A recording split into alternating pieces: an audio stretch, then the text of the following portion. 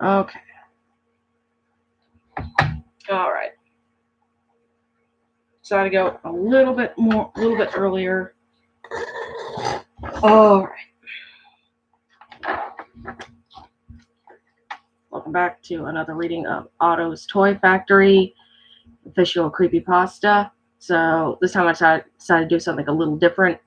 I decided to, well, see if I could tape a piece of notepaper up here and see if this would work. It's coming out backwards right now, but I hope it adds to the twisted experience. All right, so I'm going to go ahead and start narrating now. And like I said, it's coming out backwards on camera, but I know it's straight. I wrote it correctly, but hopefully it adds to the nice little atmosphere. Okay, so here we go. Otto's Toy Factory. So chapter 13. Otto's Toy Factory. Here we go. Before us was a giant cluster of dark warehouses of all different sizes and shapes, cobbled together in a morbid Picasso formation. Just like Otto, there were a total of 8 structures, 4 normal-looking buildings outlined by 3 more unusual ones in the middle, all surrounded by one big, nearly perfect cube structure, the main entrance. Like Lovecraftian Christmas presents, the tallest structures stood at the back, while the smaller ones erected proudly at the front. The 2 tallest buildings towered over us, pitch black monoliths against the ghostly gaze of the moon. Each story had 3 sets of windows, suggesting that there were 6 stories, but they all had staggering gaps between the rows, enough to house whole new floors hiding God knows what eerie mysteries. Whole new structures split apart at the sides, like Siamese twins, with few standing all together like on a castle. Standing apart altogether like on a castle. All held in place by layers of nailed boards and or cement. The 2 huge garages at either sides reached for us like zombie hands from a grave. With doors and frames disjointed and misshapen, no human or machine could lift them. Standing at only 3 stories, the garages erected endlessly into the darkness of the long grass beyond. The way they stretched seemed unnatural. Where there shouldn't have been much space for the garages to grow, the ones at the back saw to it, and yet there was no limitation, implying that some of the base the construction was added onto, if not complete. The construction was completely added onto, if not completely cored out, to make room for these modifications. However, these outer buildings had the most thought-out structure given to them. Their windows and doors were broken, yet still carefully planned industrial pieces. Their windows and doors were broken, but still carefully planned industrial pieces with their regular framework still mostly intact. They were their original selves, just heavily modified. The inner 3 were complete chaos. The inner 4 buildings of the toy factory all leaned stiff and in stiff and awkward directions. Some simply leaning over like the Tower of Pisa, others curved like pipes or were jagged and snapped like splintered lightning bolts. These ones had no planning or consideration for even the most basic or construction or physics. All the buildings had improvised parts making up their overall anatomy, all taken from the surrounding city. Mostly plywood alongside other things, recycled signs, beams, light poles, metal strips, pipes, and even entire stories made up these constructions. Whole floors looked as if they were cut from their host bodies and then pasted from wherever convenient, making them look like lazy layers of an unfinished birthday cake. None of them were the same architecture. The windows were hand-carved holes placed here and there strictly for aesthetic purposes. Improvised swinging bridges, segmented tunnels, splintered stairs, and broken slides could be seen jutting in and out of every free space available like a maddening M.C. Escher illustration. There were even clotheslines with pins and baskets stretched out to the limit from different windows for fast-acting transport for tools and goods. Shortcuts from one part of the absurd puzzle to the next. All buildings were just twisted limbs fringing off the main. All seven buildings were just twisted limbs fringing off the main body, which jutted the most unnaturally from the earth. The entrance of Otto's toy factory was perhaps the very first structure to be built. It was a nearly perfect six-story cube which appeared to have been built just before the turn of the century and made almost entirely of red clay brick, except for three giant cylinder chimneys, once tubes of flawless steel, now withered and riddled with various sized holes from top to bottom. As a whole, the body was still standing. As a whole, the body it was still standing, but it showed signs of serious degradation in comparison to the rest. Sizable chunks of brick and wooden frame were missing like rotting wounds, revealing the brittle bones and never-ending infection hidden underneath. Once a deep red color of the clay, the once deep red color of the clay was almost completely drained from its body, creating a ghostly shell of its former glory days, now converted to a dying canvas covered in various types of paint, taking shapes from childish doodles to primitive street art. Every window was shattered, gazing down upon me with fractured pupils, with with fractured pupils with only darkness waiting inside. They reminded me of Otto's eyes. Some windows were mostly padded over with wood planks or even used mattresses to fruitlessly prevent a draft. These same patches could be seen nailed and or taped to the roof as well in case of rain. Surrounding the perimeter was a metal fence made of tall iron bars tipped with sharp arrowheads and completed with an even taller gate. The metal bars making the gate grew taller and taller until they met at the center, where they reached about 15 to 16 feet in the air, even taller than Otto, complete with your classic iron chain and lock you'd see on any medieval dungeon. Between the fence and the factory was a giant yard of dead, untamed grass littered with tons of toys, balls, wagons, jump ropes, inflatable pools, wooden and metal playgrounds, complete with slides, swing sets, jungle gyms, and monkey bars, all semi-busted at best. Tricycles, bikes, and toy cars, airplanes, trains, zeppelins, hula hoops, trampolines dotted the decaying landscape, creating a great big haunted play area. The toys themselves looked old but decent. They looked like they were going to fall apart in front of me, like literally everything else. In fact, in front of Otto's toy factory laid a cobblestone path leading to two giant mahogany doors. The doors each had giant bear head knockers at the center, which each one had to have weighed as much as I did. The cobblestone looked like a man's knees would shatter like glass if they fell down on its path. Across the chimneys, bolted to the side of the main building, was a giant ancient neon sign reading Otto's Toy Factory. The name was written with different fonts ranging from classic Western to bold typewriter in that order. The glass encasing the thick neon tubes was broken with tons of wires as tons of wires reached their tangled forms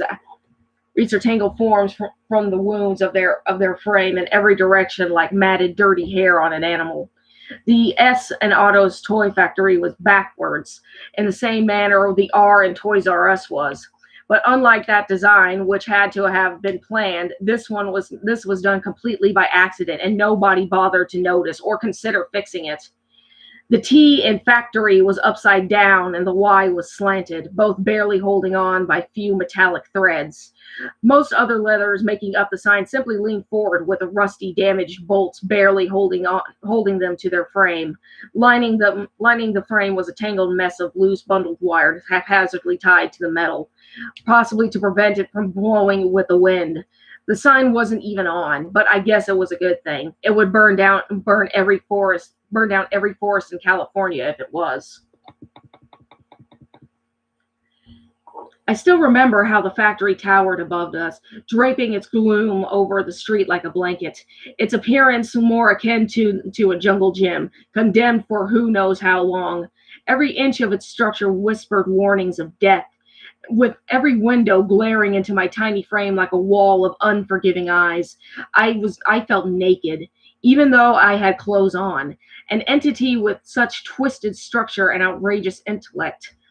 Like Otto, despite being created from completely separate components, the factory still felt like one entity clawing for the depths of your worst nightmare. And yet there was something alluring about it at the same time.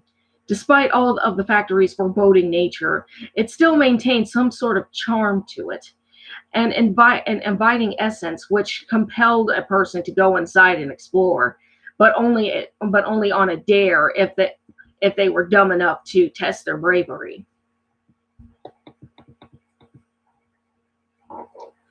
I stared in awe at Otto's toy factory, however, not the good type. Instead, I was disappointed. Such an enchanting eyesore. All summer, I expected a jolly, grand, Broadway style building filled to the brim with lights and life, with adorable teddy bear employees and tailors merrily making toys year round like elves from Santa's workshop. Instead, I got this: an old, empty, half demolished haunted house from the worst part of Gotham City, trapped in permanent blackout. At best, it could be considered a haunted house attraction. However, this haunted house felt real and home to countless numbers of demons from your worst nightmares at every level, complete with some kind of reanimator monstrosity locked inside the basement. The hideously dilapidated factory must have run for at least half a century before finally shutting down, probably for breaking every health and structure code in California, let alone the United States. I expected it would be from different things. I expected would be made from different things like Otto, but in a way that made sense. The design and purpose of every structure could only be understood by the builder themselves. And even if they explained it to me like I was dumb, the impression would still be the same: pure madness. I counted each row of dusty, cracked windows lining the main entrance, half expecting to see a pale, dark-eyed bag lady staring back at me. Nothing like that happened. But as I continued my last-minute observation, I could have sworn I saw a small silhouette run past the far left window on the sixth floor of the main building. I jumped. When I caught myself, I looked again to see nothing. Maybe it was the ambiance playing tricks on me, I reassured myself. Like with Otto's Model T, I was more unnerved than excited about the eerie presage the factory conveyed. But the ship that would take me home already sailed long ago, as Otto stuck a claw into the rusty lock. He turned his claw impatiently several times until the lock finally popped open, falling to the ground like a comet, dragging the chain with it. The gates opened on their own, letting out a rusty shrill. He stepped through while I remained in place, simmering in disappointment. The giant bear glanced over his shoulder, then thumped his tail once on the cobblestone path to get my attention. He succeeded. I snapped from my fizzled ogling and immediately jogged to his side. Even though I hated my so-called surprise, I had to be polite. Otto went through a lot of trouble arranging this. It would be impolite to have an attitude. One of the many lessons drilled to me as a kid. I hoped meeting his family and eating some sweets would highlight the evening. We approached the front door, the iron gates closing behind us as if we entered a prison facility. Once we came upon the mahogany doors, Otto reached out and took one of the giant knockers in his paw, knocking it 3 times slowly. Each knock carried the force of a sonic boom rippling through the structure, indicating our arrival. With how splintered and warped the mahogany was, I was amazed the doors didn't explode open like Superman was coming through. Then he waved, excitedly greeting the factory. Then the mahogany doors, like the gate, slowly opened with a groan. At first, I saw nothing but a wall of darkness and dust. It took several seconds for it to settle and for my eyes to adjust. Greeting us was a gloomy lobby decorated with a few dusty chairs and long dead plants. Beyond was a broken front desk with no person waiting.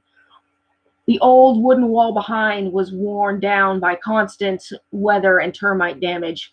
Wet mildew stains painted themselves across the blue striped canvas as mold blossomed through the gaps between the thin planks underneath. I went ahead of Otto to the front desk and to examine the environment further. On the desk were collections of small, dusty knickknacks and yellow paper documents. The lettering on the papers ruined by years' worth of water and dust, rendering the typography illegible. I managed to peek over the desk where something rested in the seat. Some kind of toy. Subconsciously, I approached the plaything. Facing back was an old cymbal monkey. Like Otto, it had stitches crudely sewn all over its body and was missing huge clumps of fur. Its right arm and left leg belonged to a baby doll, though most likely not the same type. A symbol was haphazardly duct taped to its right hand. Its clothes were reminiscent of the classic uniform you'd see on any standard toy monkey, but it was like it was assembled together from various party themed fabrics. I stared into its eyes, which, like its arms, were from two different toys, a classic red symbol monkey eye and another yellow wolf eye. Its lips curled back in that classic eerie smile, missing three teeth. Its teeth grit together, aggressively bidding me an eerie hello. The appearance of the modified plaything was unsettling. I expected the stuffed creature to blink before jumping to maul my face off, but but a terrifying vision of that what wasn't was but a terrifying vision of that wasn't what snapped me from my observation. It was the sudden thud of something heavy hitting the ground. I turned to see Otto standing by another closed door, resting to the left of the room, adjacent to the desk. I He was looking over his shoulder again, waiting. Otto thumped his tail again. I took no time catching up with him. As Otto proceeded to open the door, I glanced back at the monkey and in the chair to find the monkey was gone. I scanned the floor to see if it moved closer toward me somehow. Thankfully, it didn't. But for a fraction of a second, I did notice a second door hiding in the darkness at the opposite side of the room, beyond the desk, left ajar. Otto placed his paw on my back before I could process the scene and guided me to the new room. Inside was an empty hallway lined with ancient advertisements and propaganda. At, at its end rested yet another waiting door. As we proceeded, I attempted to memorize the posters and newspaper clippings semi-preserved in their broken frames, all exposed parts being more torn or worn away. I was barely able to read most of the columns or observe the pictures, but from what I could tell, they were local readings of Otto's toy factory, opening its doors to the public and others of old events marked in history. Those depicted what I assume must have been from the end of the gold rush all the way up to the 30s. It seemed aban- it seemed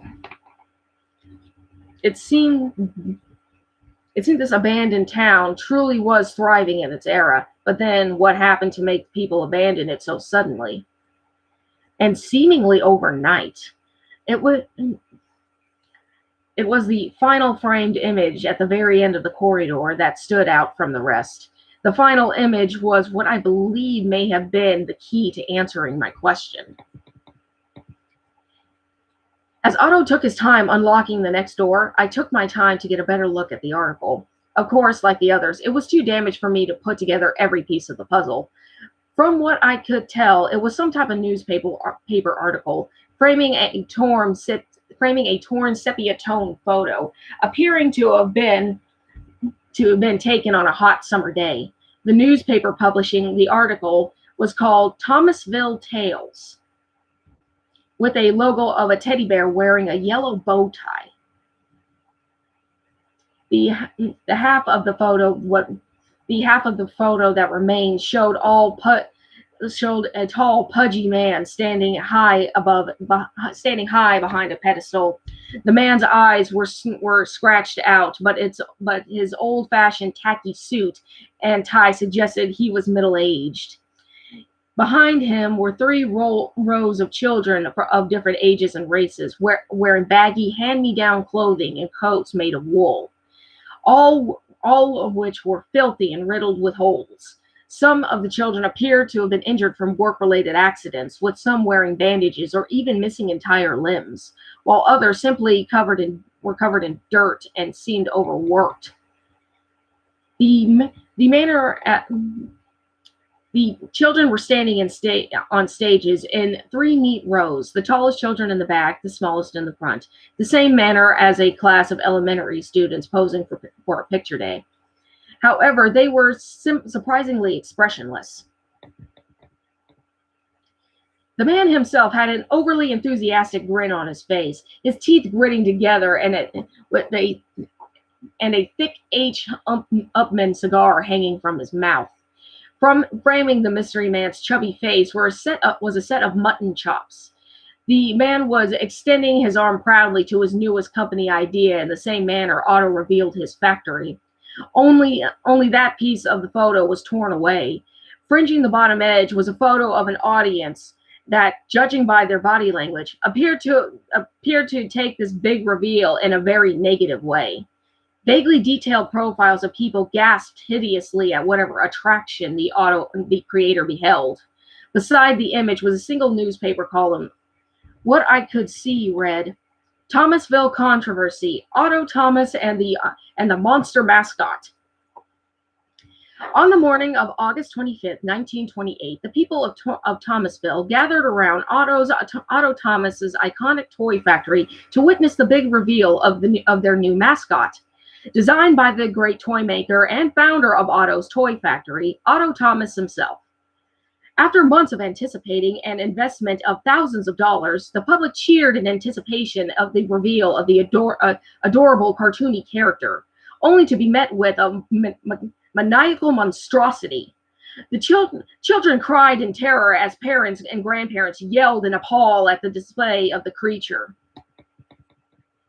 What was considered even more outrageous is that our factory's beloved founder used taxidermy animals and prehistoric fossils to aid in the construction of his mascot, stripping the animals of their hides and even modifying their bones with saws and screws to force fit them in place. The reveal swept the whole state worldwide. The reveal swept the whole state in a whirlwind of disbelief and disgust as any and all public displayed their outrage. The monstrosity could only be described by one art critic as an outrage to art and science. What this man has done was a disgrace to the dignity of every innocent creature he so heartlessly used. Almost no parts of the beast match. With additions so bulky and unnatural, attached together with such poor stitching, it was amazing the creature didn't fall apart before our very eyes. With such a shameless display, I cannot believe that its creator's mother was a seamstress. Even more disgusting was how many parts are entirely useless and completely unnecessary, transfiguring the once proud and powerful apex predator into a grotesque, hair-raising nightmare only a true madman could create, says the critic. However, this was only the tip of the toy iceberg. New evidence uncovered by our town sheriff. According to new evidence uncovered by our town sheriff, it has been revealed that our great toy maker, Otto Thomas himself, may have murdered his own father, the late Eugene Thomas, the state-famous taxidermist and grandson of the founder of Thomasville, Marshall Thomas. In recent months, Otto Thomas has been tried and found guilty due to overwhelming evidence. As the trial continued, it has also been discovered that the accused is also responsible for the murders of several other locals in the last few years. The what they have in common? All victims had children who worked at Otto's toy factory. However, it was not their only connection. All victims were previously accused by their wives or by the founder himself of abusing their own children. My concentration was cut off once more as my host thumped his tail again. He had the door unlocked, and most likely for quite some time, waiting for me patiently. Dashing to his side, I waited as the quiet bear turned the handle. The door cracked open, revealing an assembly room, big enough to fit 100 people, filled with dozens of demented conveyor belts and a variety of gigantic bulky machinery, all designed to assemble the parts of different sized toys, ranging from classic wooden cars to beautiful porcelain dolls. There were even framed glass machines filled with dusty stuffing ready to fill teddy bears and other animal plushies. Every conveyor belt had pieces of toys in cardboard boxes, all covered in sheets of dust about a half-inch thick. There were even conveyor belts at one. There were even conveyor belts at one end putting together boxes for toys previously prepared for sale. A time capsule preserving a long-forgotten generation of assembly lines operating in a similar fashion to Henry Ford's first car companies. Like the outside of the factory, the room appeared to have been added to through the years. Not all conveyor belts were the same. Some were neat and made from traditional metal and set in neat rows. Others were built wherever there was space, going in unusual directions, having twists and turns in random areas of the room or leading to other parts of the factory.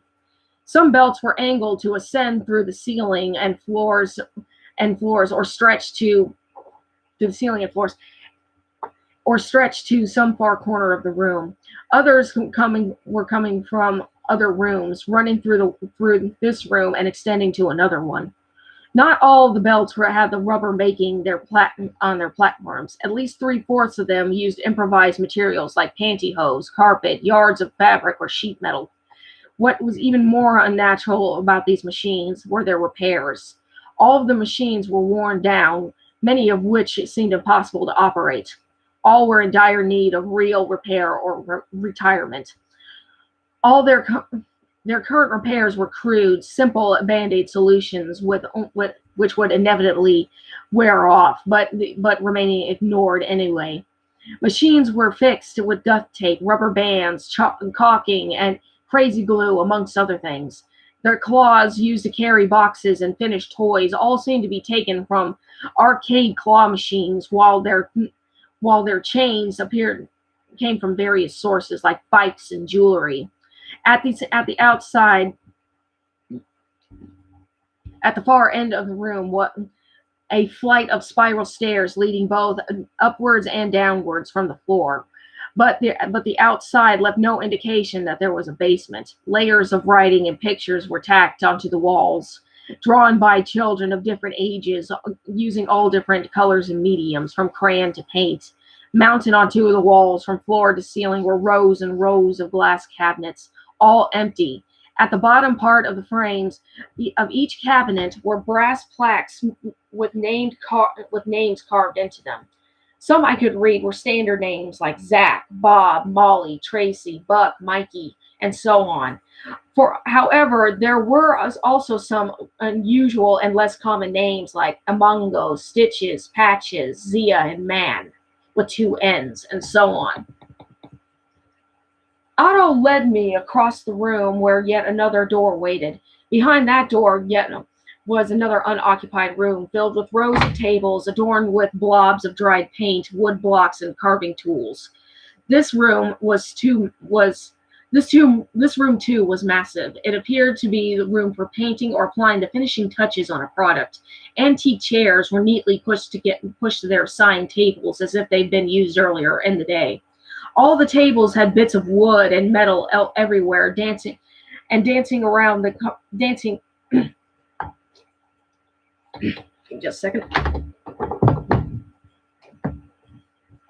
Excuse me, I just need to drink water.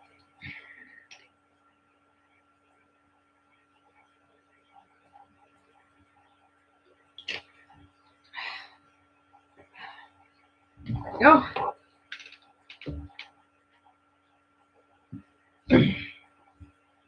okay. Let's see. So, antique chairs were neatly pushed into their assigned tables as if they'd been used earlier in the day. All the tables have bits of wood and metal everywhere, dancing around the carving tools. Scattered about the tables, walls, and floors were papers and illustrations of toys and accessories to carve. Just like the previous room, there were those same empty cabinets. This room, too, had conveyor belts, but only a meager handful in comparison to the assembly room behind us, in which and in much more comprehensible directions. I assumed those were for exchanging tools or sending the finished products on their way. The silent bear lumbered forward once more, inadvertently knocking a wooden desk aside with his hip as he limped onward to another door waiting beyond.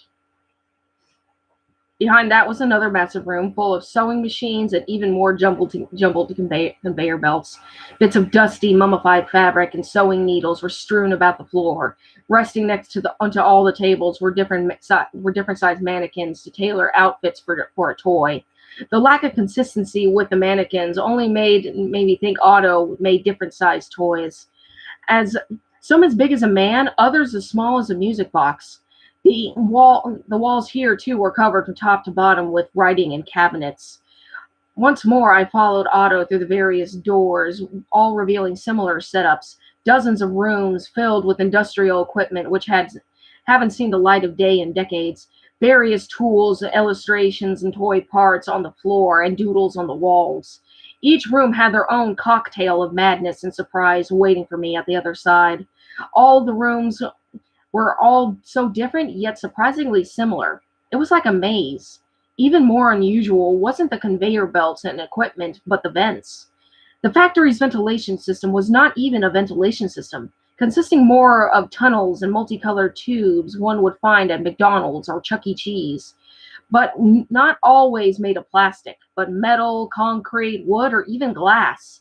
Some parts weren't even tubes, but swinging bridges and zip linings. The tandem rollers, if there were any, were usually from clothes hangers or bike handles. I remember noting to myself we must have been in a more professional part of the factory as I followed Otto into another room. This room had machines, however, these were built for processing and handling paperwork. The walls were decorated with graffiti and lined with secured file cabinets stuffed to the brim with files. The cabinets were stacked atop one another from floor to ceiling with big wooden ladders leaning against them. Each drawer was labeled something dull like orders, transports, imports, or exports.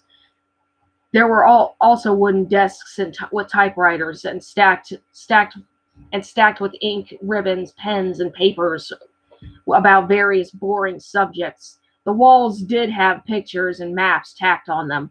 However, there were no cabinets, but there were quite a few shelves built into them, jagged and far from level. The shelves had lots of large, thick, pictureless books like dictionaries, how to process legal stuff and determine needs to go needs to go to wherever.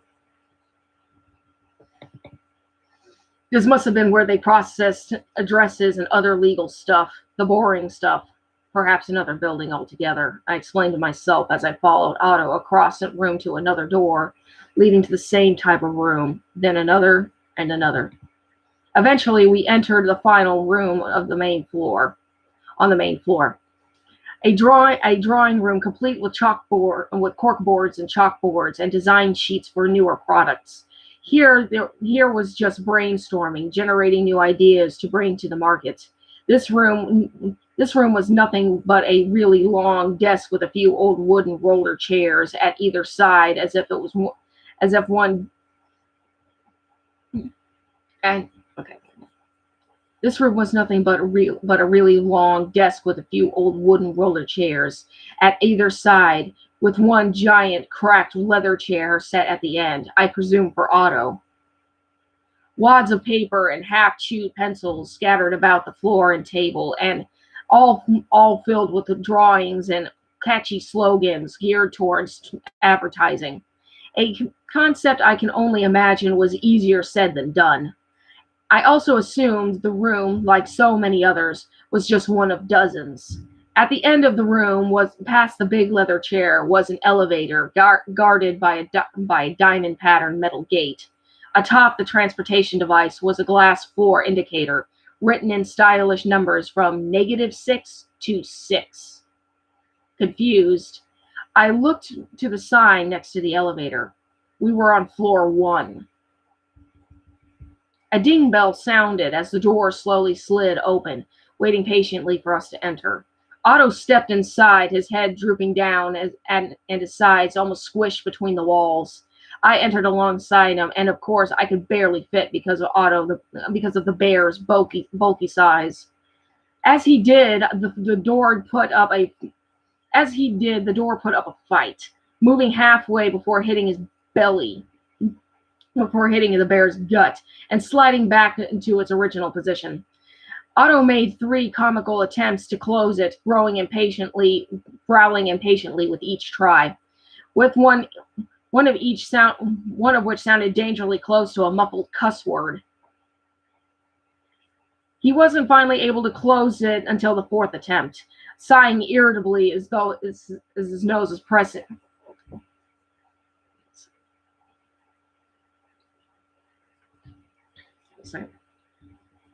He wasn't finally able to close it until the 4th attempt, sighing irritably through his nose before pressing the highest level 6. The machine rumbled in submission before shambling upwards to our destination. The ride seemed to take all night as the elevator struggled to pull Otto's massive weight while fighting off the forces of gravity. While we waited patiently, I got to glimpse some of the other rooms on the other levels, all practically identical to the first, with exceptions of the different repairs on the machines. Even more unusual were the extensive amounts of levels we were passing. I was glad to have Otto as my guide, as I realized how easy it would have been to get lost. The entire building appeared to be much bigger on the inside than what the outside initially indicated. At one point, as I observed the other levels, I thought I saw some toys locked in their cabinets, surrounded by nothing. As I figured they had to have been some unfinished models, I figured they had to be some unfinished models and dismissed it as for the time being. The elevator reached our destination, level 6. The diamond pattern gate slid open. I stepped out first. Otto followed, wedging himself through the frame and stumbling onto the floor, stomach first. I couldn't help but giggle at the sight. Otto didn't laugh with me. He wasn't mad, though. He just looked up at me with that same smirk he always had while returning to his feet and dusting himself off. I turned around and saw the same workroom as the first one we were in, filled with the same directionless conveyor belts and machines as the previous floors. However, they appeared more old and clunky, some being more dilapidated than others, with far worse half-assed repairs, using even more unusual items. There was even one half turned to rust and repaired with bungee cords and bubble gum. The walls, like others, were lined from top to bottom with those same cabinets, all empty. Past the rows and rows of morbid machinery was a staircase leading to a long gridded bridge looming over the rows, stretching parallel to the wall and reaching the far corner of the massive room. At the corner where they met was a door to another windowed room I presumed was Otto's office. Otto led me to the other side of the room wall, where one final steel door waited. This door was in much better shape than most of the factory, well kept and painted a bright yellow, decorated with paintings and stickers of balloons, cakes, brightly colored wrapped presents, and all kinds of party-related themes. Mounted on the yellow steel door was a plaque reading "Birthday Cafeteria," of course spelled wrong. Out of all the things I've seen in the factory, that door was easily the most child-friendly and inviting. This had to be the party room, I said to myself, reigniting my excitement. The mysterious bear comically tiptoed his way to the door and stood at attention against the wall beside like a spy. He put up his hand for me to stop, then paused. Then he paused awkwardly. I waited, dotting my I's at the assembly room, then to him. After another moment, that same closed smile slowly grew on his face. I practically heard the drum roll as Otto flung the door open and opened the door. Opened the final. I practically heard the drum roll as Otto flung open the final door. The door opened to another dark room.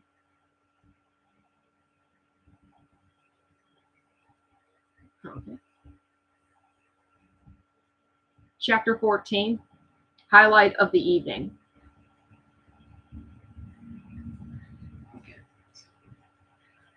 I felt what little excitement remained in my heart die as my jaw dropped from my face to the floor. No children, no video game consoles, no plastic tube playgrounds from Chuck E. Cheese, arcade games, or birthday presents. Not even my missing friends to cheer upon my arrival. Just another dark, empty room. I stood dumbfounded as Otto boldly stepped onward, turning his back to me, wondering what the holdup was. Turning back to me, wondering what the holdup was. I sauntered ahead, slowly lingering behind Otto, using him as a shield against the unknown. The animated bear then proceeded to wave in an overly exaggerated manner to the darkness surrounding us. There seemed to be nothing but as more dust and debris set. There seemed to be nothing but more dust and debris dancing endlessly to the tune of foreboding shadows outside our moonlit path. However, as the moon better channeled itself through the windows and penetrated the wall of blackness, I finally started seeing other shapes. Until finally, it unveiled a giant cafeteria lined with about 32 long wooden tables with collapsible chairs lined with eight perfect rows of four from one wall to the other. From room was decorated with multicolored balloons, tarps, and ribbons. Each table had a spread of cake, cupcakes, cookies, and bags of candy, along along circled around the large buckets of ice cream and bowls of fruit punch. Confetti was littered everywhere, from the tables to the tiled floor beneath our feet, as pastel-colored streamers dangled from the rafters above. The crowning jewel of the streamers was a single banner reading, "Welcome, Luke." Seated in the chairs were toys, dozens upon dozens of toys, teddy bears, action figures, and dolls of every type. Among them were some other, more classic toys like Jack-in-the-Boxes, army men, robots, and wooden horses and monkeys, including the one with cymbals. There were even more older, possibly even antique ones, having been all the rage last century. Others were a touch more modern, like Star Wars and different generation Disney characters, all of which spanned across every generation, from wooden soldiers you see on around Christmas, to Transformers of the most recent years. There were even a few Digimon and Pokemon toys, but every toy was not the same. This was not in the form you'd expect. They were all put together with mismatching parts, poor stitching, and even duct tape on a few instances. Like they all had been taken apart and put back together to create unique forms, some more disturbing than others. I noticed every toy had something in common. Each one had strips of dried out leathery parts attached to them, either covering a small part to a quarter or even half or three-fourths of each toy. Resting in front of the collection of toys were identical plates, piled with treats and different scoops of ice cream, a favorite flavor for each individual. Otto led Otto led me by the hand to the front of the room, where where and gave me a seat at the front. I looked at the single empty seat with a simple index card with a note, reserved for Luke. written in crayon. I took my seat with Bo in my arms and rested my eyes on the dirty ceramic plate in front of me. My plate was already piled with Hershey bars, Reese's Pieces, peanut butter cups, Three Musketeers, Kit Kat bars, chocolate cupcakes, Oreo and Chips Ahoy cookies, half melted chocolate chip mint ice cream, all of my favorites. I breathed a temporary sigh of relief at the sight of until I glanced to my right and saw a big oak chair, Otto's chair, towering over the table right next to me. Blanketed over the frame of the chair was bear fur. The fur covered the back and padded the seat with the fur covered the back and padded the seat, which tapered down to the arms. The arms curved forth sadistically in a jagged fashion, and were lined with preserved bear fur, clutching eerily realistic clawed paws at the end. Underneath the paws were two big bear heads, their jaws forever locked agape in a satanic roar, carved onto the dark brown lumber. At the top of the throne was the head crest of another twisted bear, also roaring.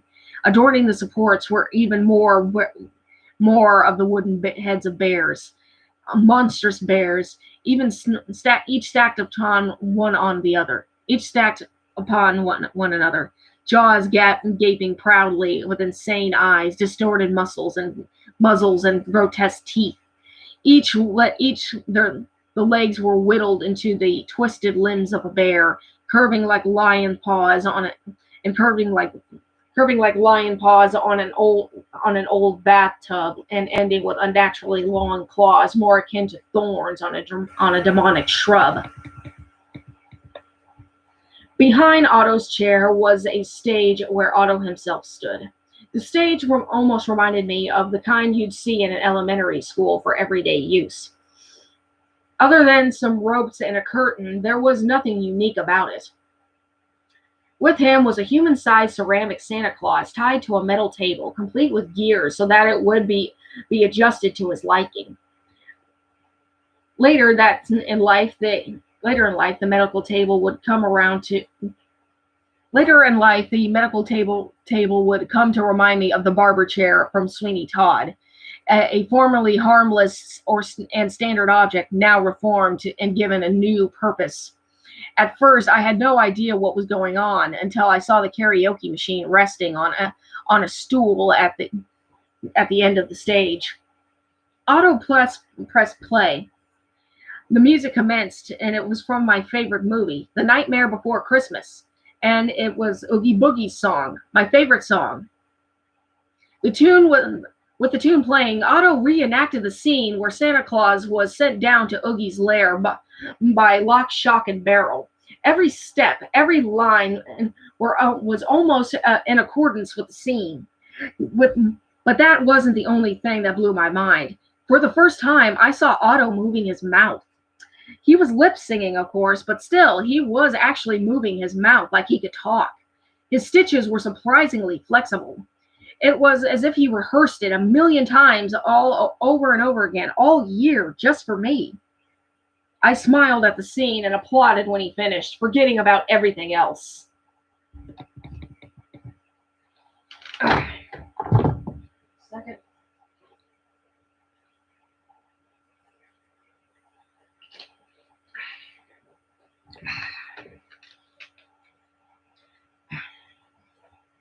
Otto bowed merrily like an actor on Broadway before jumping off stage. He took a seat in the giant oak chair before he pulled out a giant metal pasta bowl from underneath the table, piled with candy, cookies, and ice cream. However, those weren't the only toppings. Underneath the rainbow of sugary sweetness were the not-so-lively strips of raw meat and animal intestines. I don't know what kind, but at the time, I could only think of whatever must have been around the city and forest. Deer, opossum, raccoon, and maybe even some coyote. Not fresh, long expired, appearing to have been left out in the sun for days as bugs ate away for countless hours. proof of which remained lodged between the slimy folds. I immediately noticed and was nearly taken over by the ungodly odor it conveyed, causing me to lose my appetite before I had the chance to gain it. For his beverage, Otto pulled out a giant cork ceramic jug, so big my own father would have barely been able to hold it. And my father was a big, strong man. The jug had three big X's painted on the side, the type of jug depicted in cartoons. I thought it was water until he popped the cork and the stinging scent of homemade alcohol wafted into my nose, fighting with the scent of rotted flesh. Otto clapped his claws together in delight before eagerly stuffing them into the bowl. He proceeded to devour his meal like a toddler with a plate of fresh spaghetti. Using his claws as spoons, forcing the meat and candy between the wires of the fishing wires, and gulping giant swigs of booze in between bites. What booze wasn't? The booze wasn't water to me, but it certain the booze wasn't water to me, but it certainly was to Otto. I can still hear the gushing of flesh mixed with ice cream and candy even now. To distract myself from disgust, I scanned the cafeteria incredulously. Was this some kind of joke? Otto, the gluttonous bear glanced up from his plate. Where are your kids and my friends? I asked. I don't see them anywhere. Otto raised a brow, looking back to me as if I was an alien stepping off a spaceship. He chuckled to me like I was joking and gestured to the entire room. The more obvious question left my lips. These are your kids. The delusional stuffed animal nodded merrily before proceeding to eat despite my transparent bewilderment. My mouth hung open, my eyes wide. I grew easy as I began to question the bear's sanity. Otto looked up at me once again, impatiently wondering why I wasn't eating. Frightened, I unwillingly began to eat my sweets, trying to stomach the demonic odor and growing realization that my friend may truly be insane. It was next to impossible to swallow the food with the stomach acid fermenting in my throat, but I somehow managed. A few bites in, I felt something sharp cut my left leg, nearly causing me to spill ice cream and punch all over the table. Otto jerked from his plate and gestured if I was okay before looking to my left leg. I had no. Otto jerked from his plate. I gestured I was okay before looking to my left leg. I had a deep 4-inch cut running diagonally down from my hip. The following pain coursed through my muscles like as blood seeped through my blue jeans. The culprit? A mangled teddy bear with doornails for claws. It had a peg leg that you'd see on a classic pirate. Its right button eye was missing. Stitched in its place was a huge patch of what I could best describe as pale leather stretching over the back of his head. I reached out and placed my hand on its head, and it flinched. I jumped out of my chair. Otto snapped to me once more. A grunt powering its way through his meat-stuffed muzzle. Instinct grasped me in its claws as I analyzed the seemingly dead cafeteria. The toys, the atmosphere, the factory. There was something seriously wrong. But there was nobody else, right? It's just an empty factory. We are alone, right? A lump grew like a seed in my throat as a wall of eyes encased me in a cocoon of dread. I scanned the cafeteria. The ceiling, the walls before my eyes met Otto. His head drooped low. His face contorted into a deadpan scowl. His empty sockets locked onto me like a stalking predator on unsuspecting prey. He did go all out for this party after all. It'd be rude to leave, I try to reassure myself in a futile fight against fear. I politely returned to my seat and placed Bo back on my lap, praying what I saw was only a trick of the light. I tried to concentrate on what was on my plate and attempted to ignore my anxiety. Pushing the sweets around like a pushing the sweets around while subjected to hear nothing but the disgusting bear's endless slurping and accompanying echo. The smell from rotting pasta bowl idled, repulsing me from ever eating sweets or spaghetti again. I knew I was fool. It was foolish of me to think. I knew it was foolish for me to think so now, but I hoped Otto planned to take me home very soon. Nauseated, I tried to distract myself by channeling my focus on something else. Anything else in the room. For some reason I cannot recall, I chose to focus on a doll seated across from me. The doll had a familiar brown hair and blue eyes, but its eyes felt human, appearing far too innocent to belong to a toy. As seconds passed, they started to look more and more human. But not just her eyes. Her overall appearance started to look familiar. She was wearing a dirty pink dress with white shoes. I peered at the doll, locking, lock, which locked us into an eternal staring contest, until she blinked. I jumped again. I finally spilling the fruit punch all over my lap, all over Bo. The doll remained still again.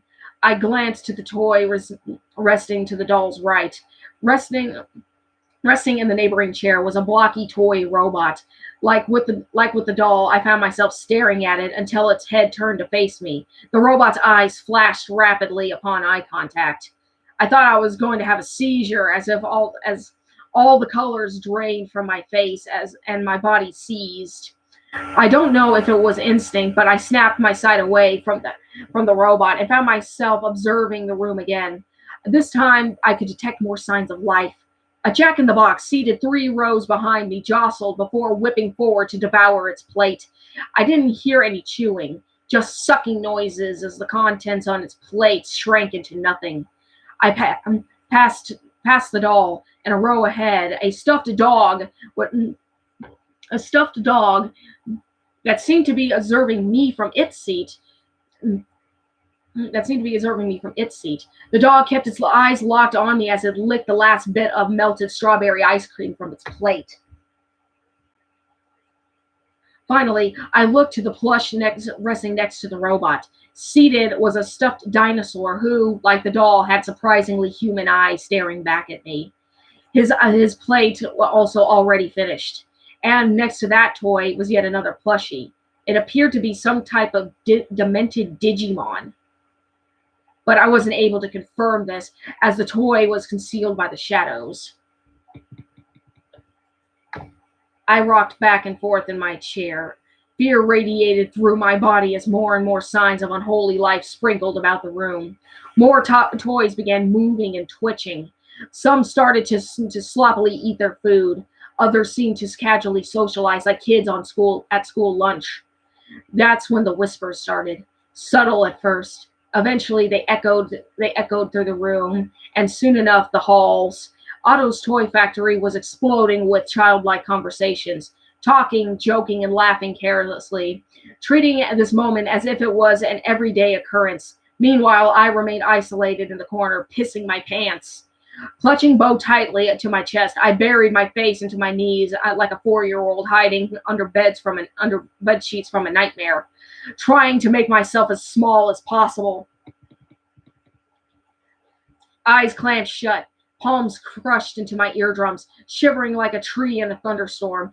Through the flurry of whispers, I could hear 4 especially familiar voices stand out, despite logic screaming at my subconscious that they were long gone.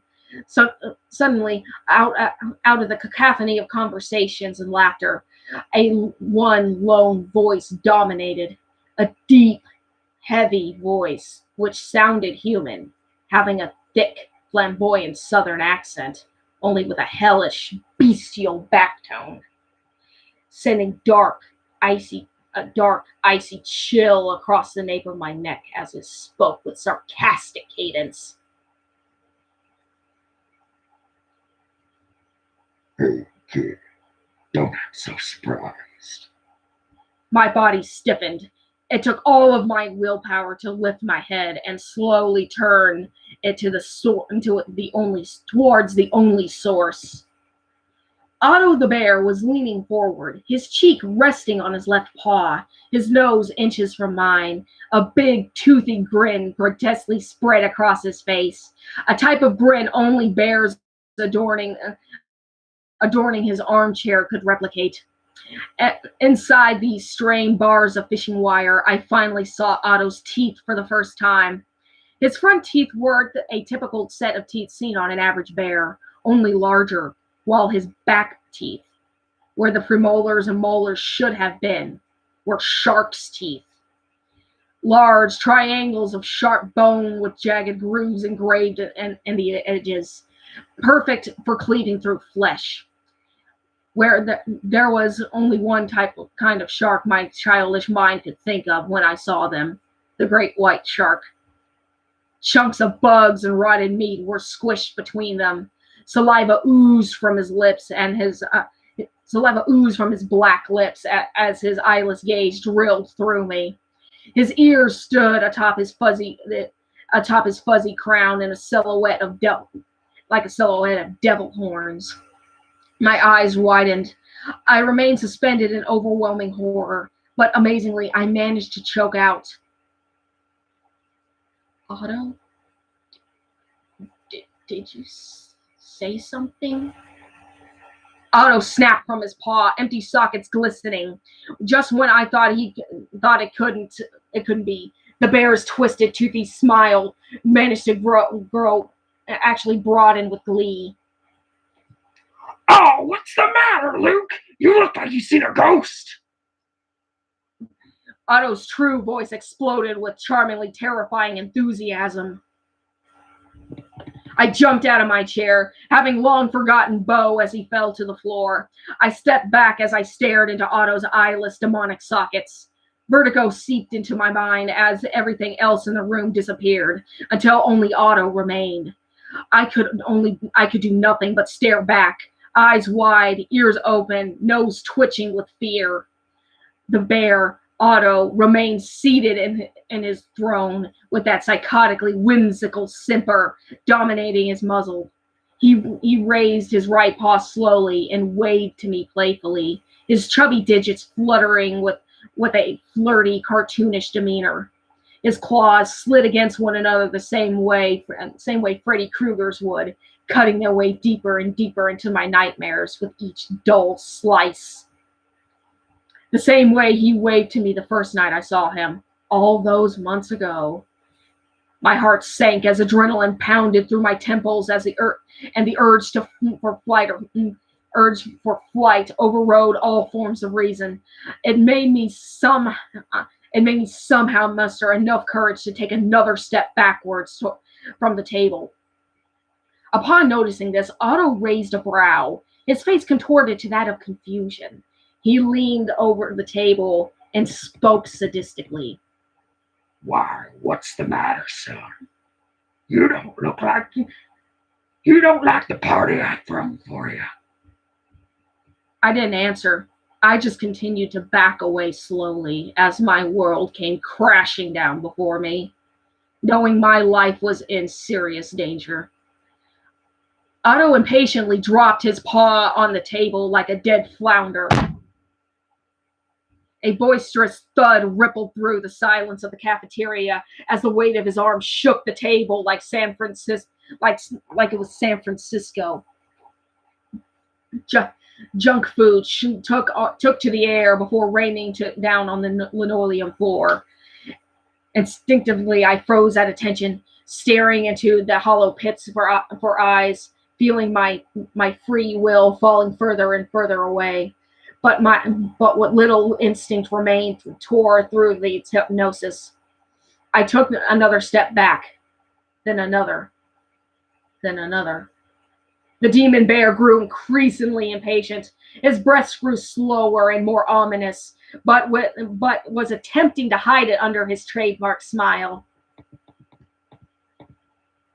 Now, Lou, don't be like that. I thought you wanted to be part of the family. It's not polite for the man of the hour to leave. I shuddered with that statement. We? Part of the family?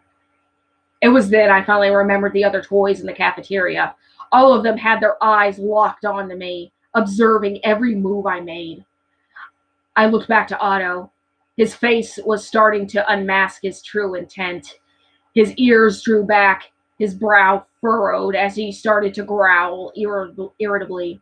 Unrelenting pulses of adrenaline pumped through my veins as my hysterical heart throbbed through my ears. The monster sized bear had something very sinister in store for me, and did not want to stick around to find out what it was. I bolted for the door. Luke! Otto shouted like an angry parent catching their naughty child in the act. I heard the taxidermy bear slam both paws as he shot up from his chair, flipping over the table and flipping over the table and shattering it over the linoleum floor. The table nearly hit my back as I scrambled to get away. I knew he was coming, but regardless, my conscience screamed, "Run, run, get to the door, get out, get!" Something tripped me. I hit the floor hard, but I didn't care. I rolled onto my back, expecting to see Otto standing before me, but he wasn't.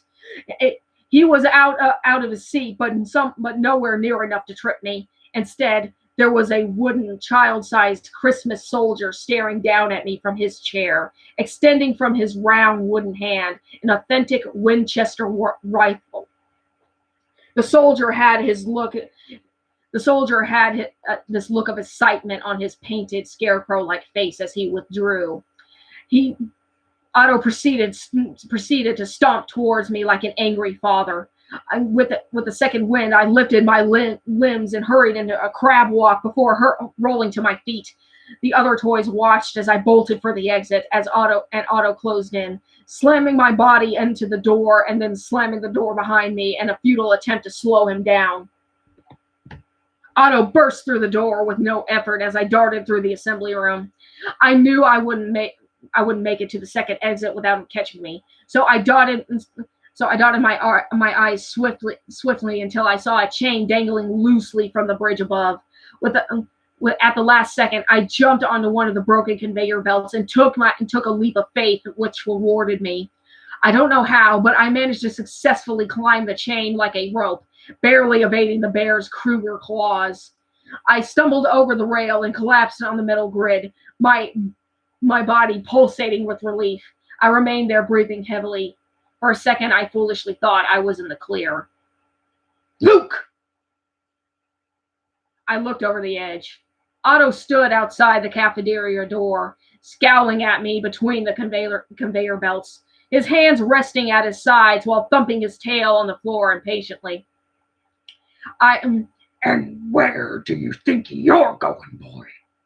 He snapped. My emotions drowned me in a flurry of terror, betrayal, and hatred. "I'm leaving, Otto. I don't want to be here anymore," I screeched firmly. Otto laughed at me. He laughed. His toys inherently sauntered into the mess hall. His toys inherently sauntered out of the mess hall, ludicrously stacking one on top of the other as they peered around the doorway to watch the situation unfold. Now, Luke, don't you? You know running away would be foolish. You won't get far. Did you forget where we are? Otto explained matter-of-factually. "I don't care. I want to go home," I demanded. The scary old bear looked to me with astonishment. What are you talking about, Luke? You are home. The monster disputed. And these are your brothers and sisters. You're adopted. He gestured to the twisted toys. They've all been dying to meet you. They went all out to put together this party. They went all out to put together this party. They traveled miles to get your candy and those decorations, and this is how you repay them? No, they're not. They're not family. I proceeded to slam my fists into the grid floor like a brat. This is not my house. I want to go home. I want my daddy. I screamed, my face burning red as tears poured down my cheeks. What? What on earth are you talking about? Why do you want him? He's almost never around. He's always working, ain't he? I mean, I work too, but I still work. I still work in time, but I still set time for my kids. He was never even there when you were getting bullied. When was the last time you watched Nightmare Before Christmas with him? 3, 4 months ago? The monster bear stated with certainty. My eyes widened. How did he know this? We talked about a lot of things, but I didn't tell him everything. What was worse was the fun facts he told me about my father. You know, boy, he spends more time at the local watering holes than at work. Let me guess. He didn't tell you. He said he was working late, right? You know, the kind of work where you bring home bottles of booze and paper bags. Hey, what about that one day he went out grocery shopping? You can't tell me you didn't notice the beer and whiskey he hid under those two plastic bags. The only 2 bags amongst the 3 paper ones. Well, that can only mean one thing. Did you notice he isn't always in the best of moods every morning? Normally sick, throwing up a lot. When he is working, he's not in the position that he claims. Trust me. The beast then placed a paw to his muzzle. He was the office mailman. He had to beg for the promotion he has. His promotion, filling out papers in his own personal cubicle next to the water heater. Now, I wouldn't make fun of a man at the bottom. I started there myself. But him, he can't seem to get himself up. Even with the best motivation waiting for him at home every night. And unfortunately for you, son, like before, most of it is going to the booze. Otto rubbed his two digits together to signify money. He's barely getting by. His boss is ready to let him go, but he pities him because he has you. Those toys he got him on store credit, and may have to even take them back. He can't even afford your toys.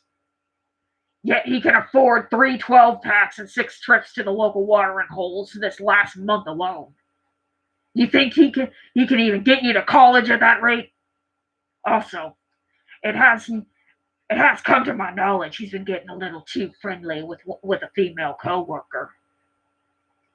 Even though his so-called true love hasn't even been gone a year. His voice echoed down the room, resonating through the vents and out the factory itself.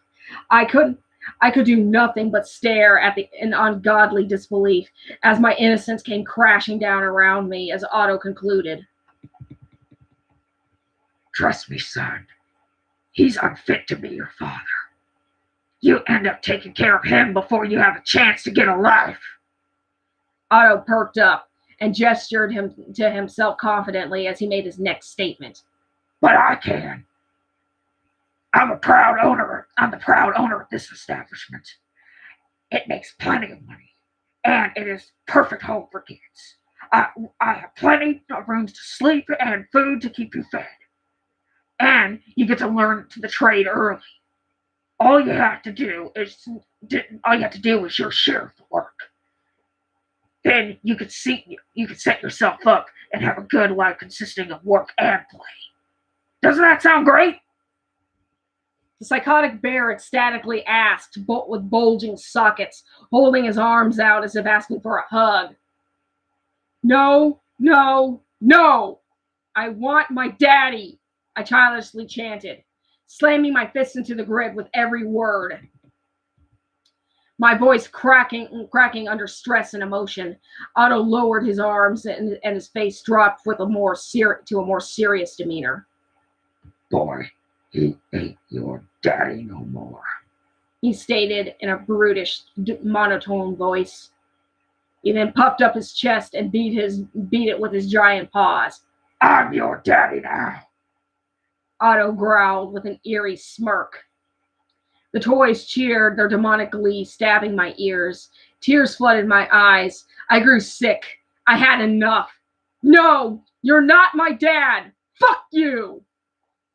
Otto immediately went silent and snapped his gaze back to me, shocked at first.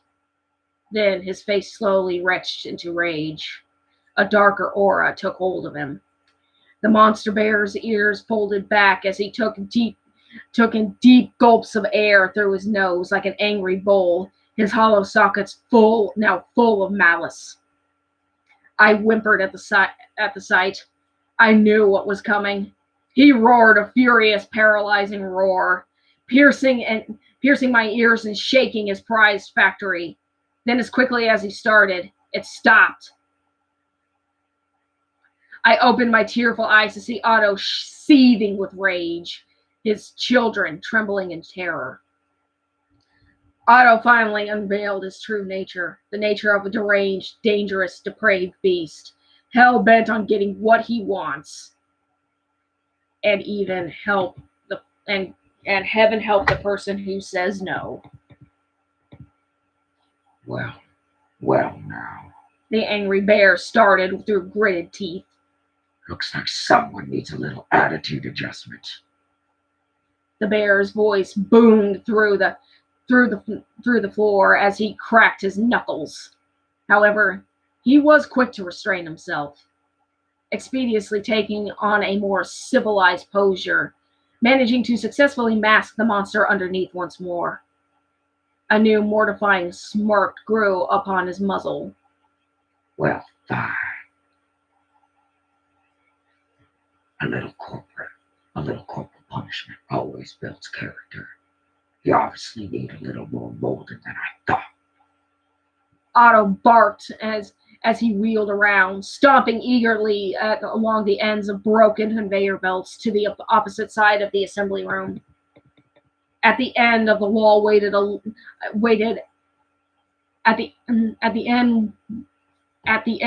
wall waited, lined with cables and pipes. Bolted to the wall was a large electric box with a giant metal lever attached to the side, impossible for a man to pull. Growing from it were many wires veining up the walls and leading to various parts of the factory. Otto chuckled darkly as he approached. Welcome to your new home, son.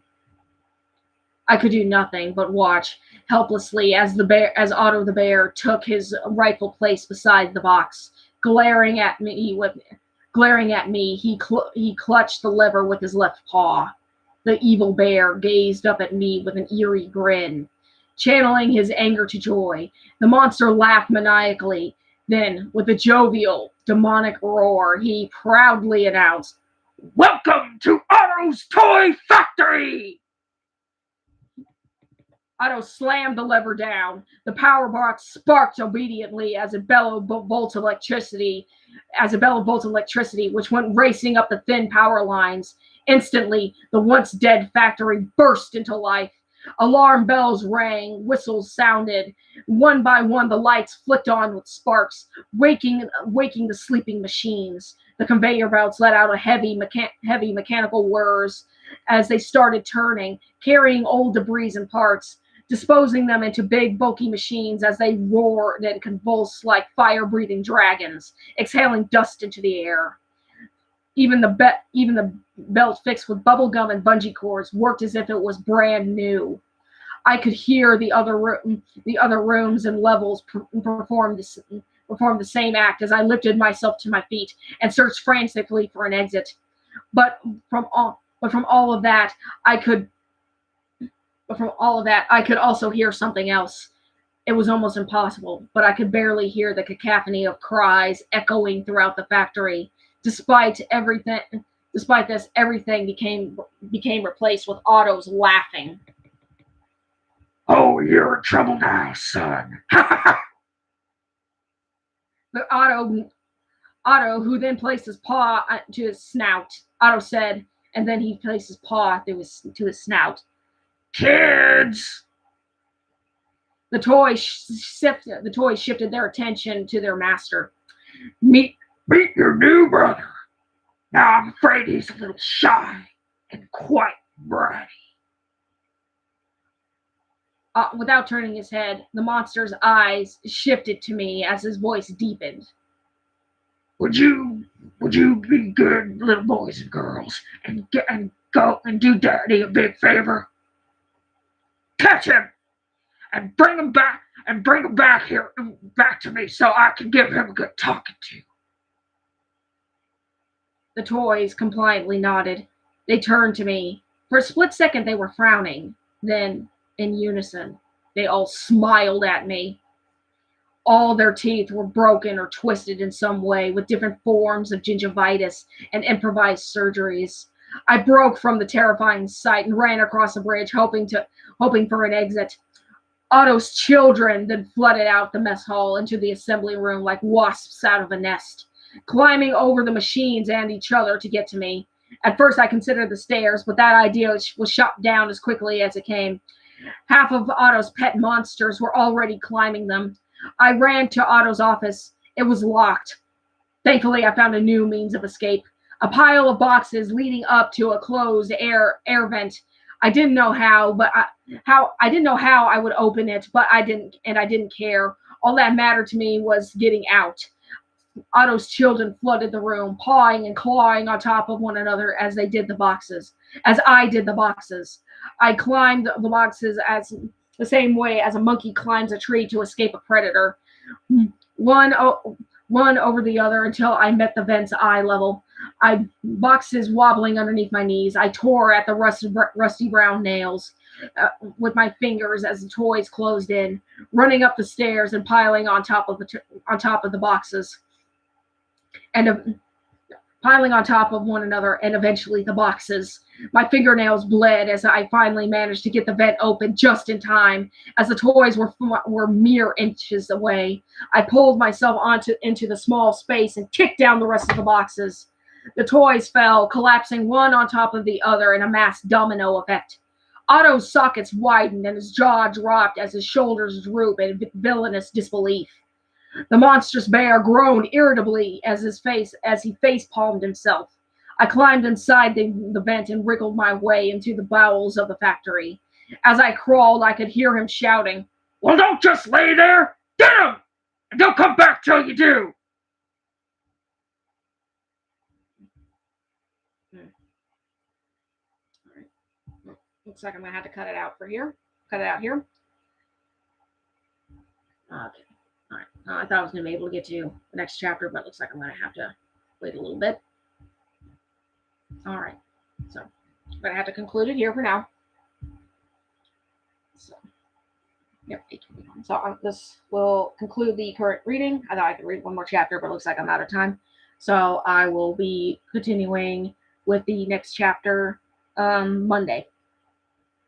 So this has been Otto's Toy Factory. Chapters, it was like 13 to 15. All right. Thank you. All right. Have a good rest of your day.